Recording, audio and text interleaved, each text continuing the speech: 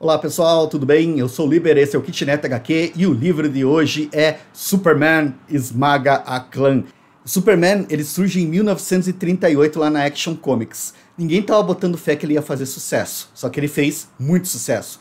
Tanto que 2 anos depois, já na década de 40, ele protagonizou uma série de desenhos clássicos do estúdio Fleischer, né, que viraram referência para muitas animações, inclusive o Batman lá nos anos 90. E um programa de rádio, As Aventuras do Superman, que durou de 1940 a 1951. Num dos episódios desse programa, ele enfrentava a Ku Klux Klan. Isso foi em 1946. Essa história desse episódio é que inspirou o autor Jenny Lou Young a fazer esse livro. Ele explica tudo isso num material muito legal que tem aqui no final do livro, né?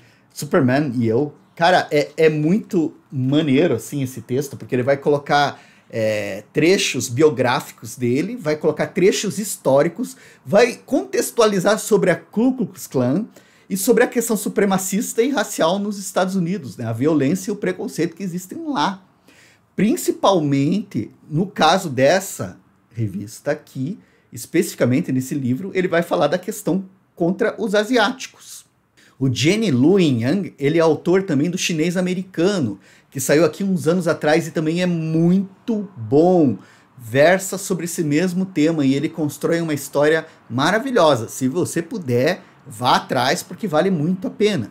Mas aqui no Superman contra a Klan, a gente já abre a história vendo um cara vestido uma armadura de ferro destruindo uma represa enquanto Lois Lane tenta captar informações dele, daí ele estranha que a Lois Lane tá toda tranquila, ela não tá em pânico, e ela não tá em pânico porque na hora H sempre aparece, e você vira a página e vê, o Superman, que aparece para salvar o dia.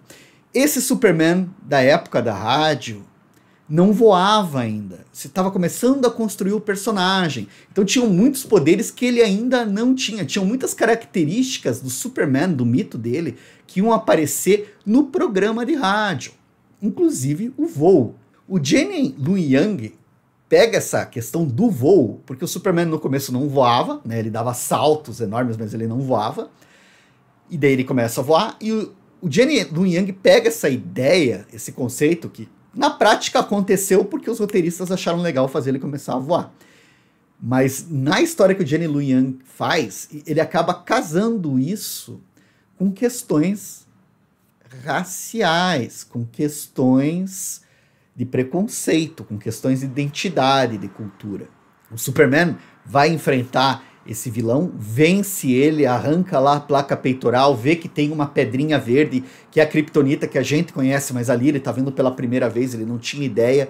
Essa história se passa em 1946, isso é bom frisar, então é uma história alternativa do Superman, é uma história com o Superman dos episódios da rádio. Ele pega a pedrinha, vê que faz mal pra ele tem uma alucinação ali, a mão dele fica grotesca e tal, já chega um agente e recolhe a pedra, e ele ainda não ligou, não atinou os pontos, e que a pedra é que ativou isso, essa fraqueza nele, esse mal-estar que ele sentiu.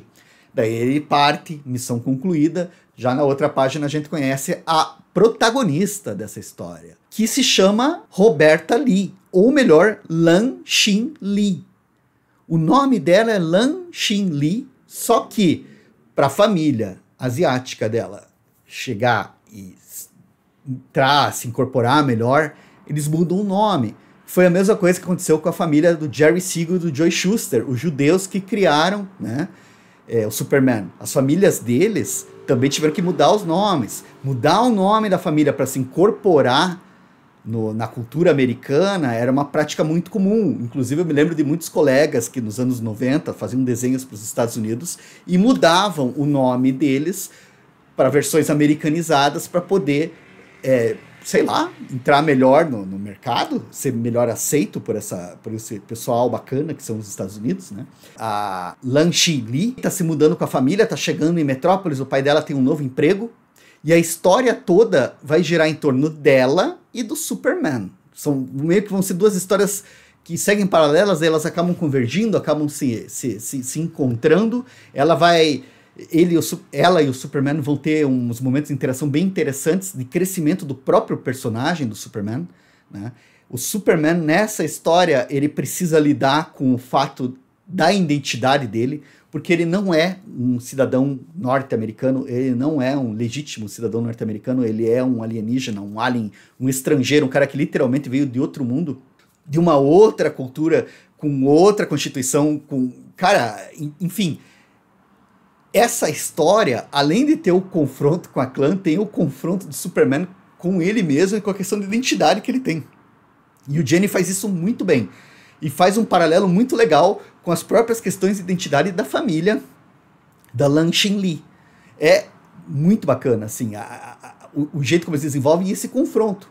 E vale dizer também que eles vão enfrentar pessoas da Ku Klux Klan, supremacistas brancos. A caracterização desses personagens não é, como é que eu vou dizer assim, não é superficial, não é rasa. Eles não são desumanizados como seria fácil de fazer, né? Você pegar um racista e transformar, pintar ele como um monstro. O que ele mostra são pessoas que estão muito confiantes de que estão fazendo o que é certo. Só que quando você começa a ver as entrelinhas do que é certo, você vê o quão tóxico é isso.